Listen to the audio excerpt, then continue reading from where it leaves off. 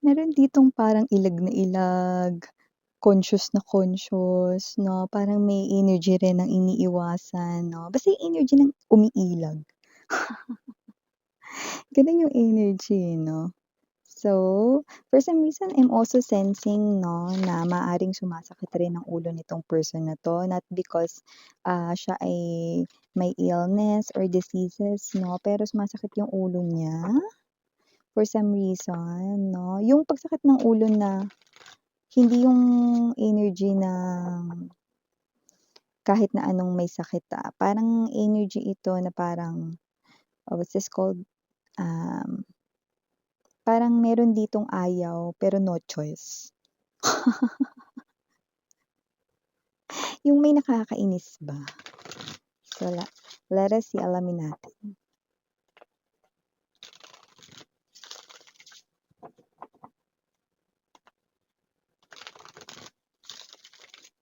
'Di ba nakakasakit naman talaga ng ulo, yung parang ayaw mo pero no choice ka.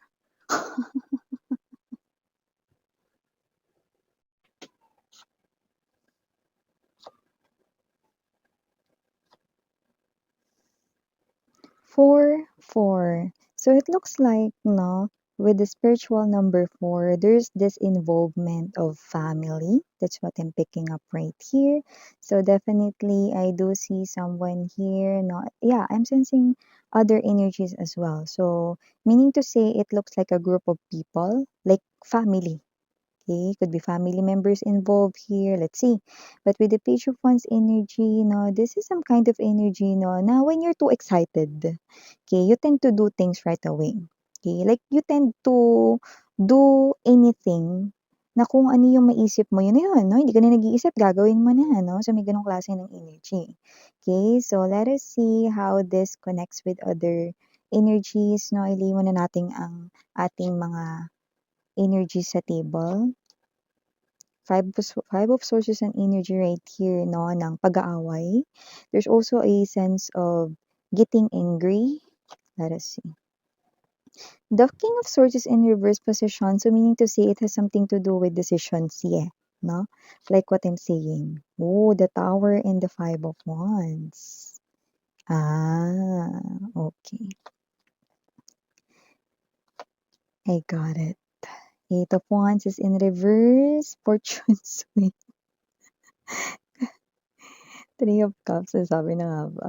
Three of Swords, you could be seeing a lot of number threes, or this person right here could be seeing a lot of number threes, no? But this person here could be, maaring may energy rito, no, na sinasabi na sana nagtatlong isip siya dati. Ne, with this fortune's wheel, yan 'no. So, mga babes, na nakikita natin dito that whoever this energy is, kaya ko 'to binaliktad, maaaring blanko talaga yung isipan niya way back then. But then again, no, this person here tends to think, "Yun na nga lang, kasi yun yung una kong naisip." Okay, parang nagmadali siya sa desisyon, okay. So, we have here this Seven of Wands energy para sa ating bottom of the deck. So, sa nakikita ka dito, let me just get straight to the point, sweetheart. Four of Cups energy, Four of Wands right in here, no? Like what I've said, I'm seeing group of people here, no? And this is the family of your ex-lover, no? So, nakikita ko dito, no? Yeah. This family members, no, ay blaming ang iyo ritong ex-lover, no? Sinisisi niya nila ang iyo ritong ex-lover or ang iyo ritong past person sa paghihiwalay ninyo. So, nakikita ko dito na parang lumalabas 'no, na boto ang family niya sa'yo. So, lumalabas dito mga babes 'no, na maaaring hindi man lang 'no, parang sinabi siguro ng nanay niya rito, "Ayan, hindi ka kasi nag-iisip dati, sana nagdalawang isip ka, hindi, dapat nagtatlong isip ka pa, 4, 5." So, maaaring sinesermonan siya rito 'no, ng kanyang family 'no, or ng kanya ritong parents 'no, because of this hiwalayan, separation that had happened, the ending of your connection 'no. And yeah, nakita rin naman natin dito that with the Page of Wands energy, this is an energy here of someone too excited, padalos-dalos, na hindi nag-iisip 'no. I know, nakikita ko rito inaaway siya rito ng family niya, nagagalit yung family niya rito dahil dito sa kanyang maling decision, no? Look at that. I've called this the King of Swords, but this is the Knight of Swords energy. Ibig sabihin 'no, sana nagdahan-dahan, nagpreno muna 'no, at nag-isip bago gumawa ng final decision, 'di ba? So ngayon, nakikita ko dito nagkakagulo sila 'no, siya at ang pamilya niya rito ay posibleng hindi in good terms. It is because of his or her past actions 'no, na naging reason kung bakit nagkahiwalay kayong dalawa, okey? Para sa iba pang mga detalye tutuloy natin 'yan, pero batiin muna natin ang lahat. Hi and hello there everybody, my name is Yan, welcome new subscribers, returning buyers, maraming salamat sa oras mo. And again 'no, sa ating mga bagong subscribers puwede kayo dito mag-stay ha, kung di niyo pa alam 'no, pati na rin sa aking mga buyers diyan, kung hindi niyo pa alam meron pa tayong other channel. Link ay inilagay ko sa description box ng reading na 'to. So if interesado, i-click lamang yung link na 'yan 'no, dahil meron din tayong mga ina-upload diyan araw-araw na collective readings for all signs, 'yan. And yun nga 'no, wala rin po tayong gender dito mga mahal, babae, lalaki, LGBT, lahat ay welcome. Puwede rin pong i-switch ang mga roles dahil possible talagang magkapalit-palit 'yan kasi general reading ito. And at the end of the day, lahat po ay may free will. Like, if you want to claim the messages at gawin itong guidance or hindi, it's up to you. And yes, this is timeless. Puwedeng nangyari na to some of you nangyayari na ngayon 'no. Pero it looks like 'no, kahit sa ating mga previous readings 'no, we're getting heavily yung mga nangyayari, okay, real time or as of this moment, as the present moment 'no. So, yun nakikita natin dito. But for others, it could be tapos na and for others, puwedeng mangyayari pa lang 'no. Pero kahit saan pa man ito 'no, ang tumbok pa rin nito galit ang kanyang family sa kanya. Ikaw kasi kuya, eh. Ikaw kasi ate, Ikaw kasi anak, eh, you know? Kasi ngayon 'no, mukhang with this Eight of Wands energy, Two of Swords energy, gulo-gulo yung buhay niya rito 'no, parang sigsag ngayon yung daanan 'no. At saka when the Two of Swords energy is being combined with this Eight of Wands in reverse, ito yung parang energy na hindi mo alam kung saan ka talaga papunta 'no, at ang gulo-gulo ngayon ng mga situations niya rito, Five of Wands energy 'no. At may mga energies rito 'no, na yung kanya ritong parang mga natapos na ng mga problema dati na puwedeng may kinalaman sa money, may kinalaman rin with his or her friends 'no, nauulit lang dito parang may mga parang looks like a curse 'no, na parang dati gano'n na yung issue sa kanya ritong kaperahan, career, job 'no, ah, or issue niya with also sa kanyang mga friends 'no, pero nauulit na naman with the same issues 'no. It looks like a curse 'no, maaaring yun ay parte rito ng karma 'no, or sa justice being served with this person. However, okay, ang nakikita ko dito na pinakatinutumbok na reading, you are the topic, you are the hot issue here, sweetheart 'no, you are being talked about dito, okay. And his or her family is still boto sa'yo, kaya hindi rin nila maintindihan anong pumasok rito na hangin or kakaibang hangin 'no, sa bumbunan ng iyo ritong ex-lover. Bakit siya gumawa ng pag-cut off sa inyo sa kanyang life way back then? That's the stupidest 'no, ang pinaka-stupid na ginawa niyang desisyon na nakikita ngayon ng kanyang family 'no. The family, okay. Alam naman natin 'no, 'pag family ang gusto is makabubuti 'no, para sa lahat, sa bawat miyembro ng family 'no. And ngayon hindi natutuwa ang kanyang parents or kanya rito na family dahil hindi nga maganda yung mga nangyayari ngayon sa buhay niya 'no. Kasalanan mo kasi ito, eh. Kung ayan 'no, because you are being mentioned, the tower energy 'no, galit talaga yung family niya rito. Alam mo kung hindi mo iniwalayan si collective, 'di sana nasa tamang daan ka ngayon, ano. 'Di natin dito pinag-uusapan yung relihiyon,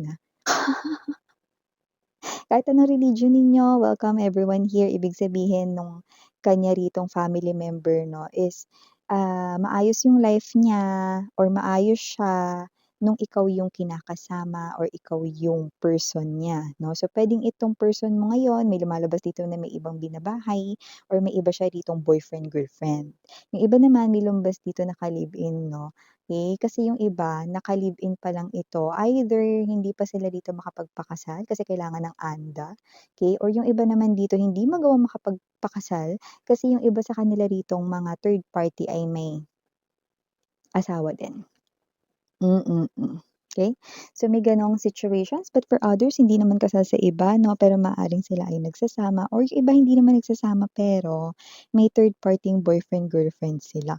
So, lumalabas rito 'no, na posibleng simula nang napunta ka diyan, sa babae na 'yan puro naging pariwara na yung buhay mo. Yan, oh. So, maaaring nakakarinig siya ng sermon, yan, oh, 5-5 right in here 'no, ang ingay, naririndi ang person mo, hindi niya na kaya ito 'no. Kaya posibleng iba sa kanila rito 'no, is madalang na iniiwasan 'no, with the Two of Swords energy 'no, yung pag-contact sa kanya rito ng kanyang family. O kailan ka ba pupunta dito sa bahay?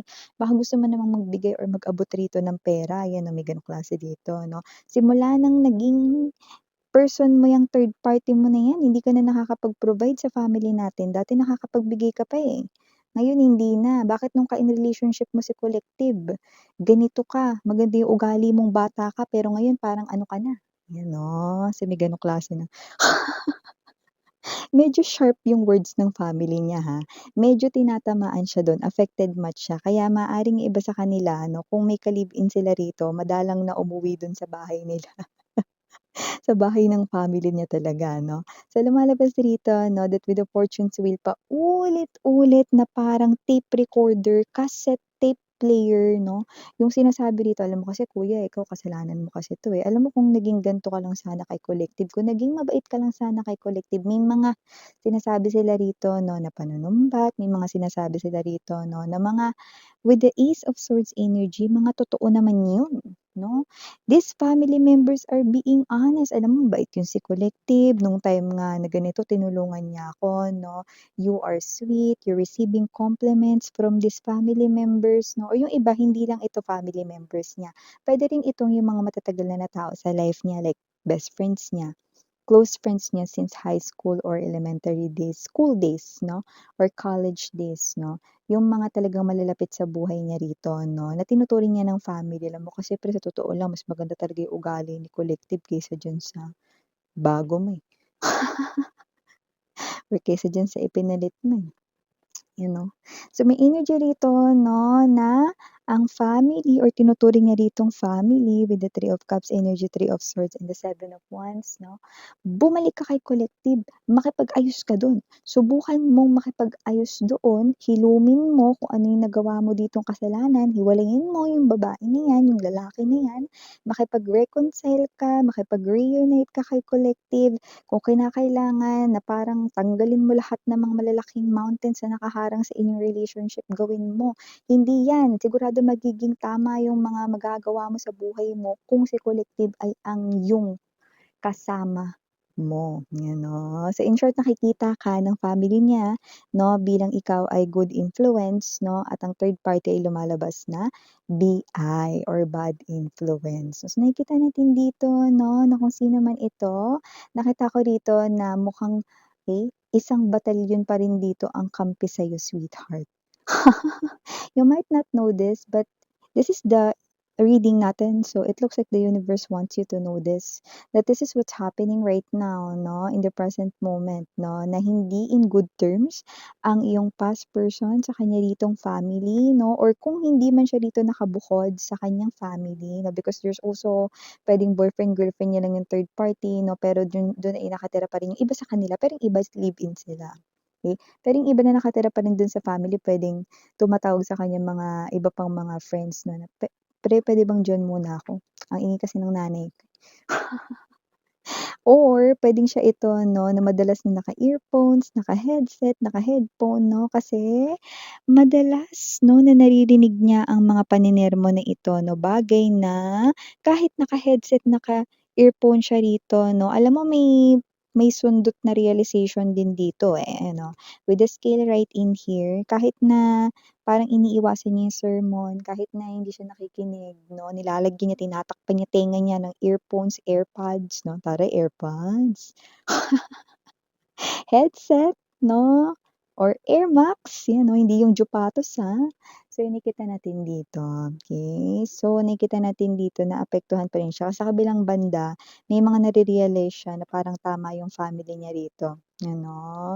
So, parang ngayon mas madalas siyang walang pera, puwedeng nauubos dito, hindi siya nakakapag-ipon 'no, at yung iba naman parang medyo nagbago na talaga yung ugali nila rito dahil dun sa kanila ritong maling taong kinasamahan. 'Yan, so nakikita natin dito 'no, sinisisi siya ng kanyang family 'no, sa inyong hiwalayan dito at hindi lamang 'yon, pinipilit rin sila rito na makipagbalikan sa inyo 'no. Gawin mo lahat, Makipag-ayos ka kay collective, kung hindi, hindi ka na makatutungtong dito sa pamamahay natin, gano'n. Hindi, wala namang gano'ng linyahan. Pero kung ako yung magulang, yun yung sasabihin ko, ano. Pero gusto ko lang iparating sa inyo dun sa binigay kong example 'no, na ang kanyang family rito ay galit talaga. Yeah. Sa lahat ng aking mga tarot decks, this tower is also one of the ruined, okay, energy. So, kung sino man 'tong family members talagang galit sila, 'no? Kasi siyempre ayaw rin naman nilang na mapasama itong kanilang family member who happens to be your ex-lover. So, yeah, for the initials right in here, yes, we do have unang-una na letter U. We also have here letter P. We also have here the letter K. And dito rin letter G. Of course, we have here letter T. We also have here R. And last but not the least, the letter So yeah, these are all the messages. Thank you again, name Yuriana on Sarang Hail Love and Light. I know.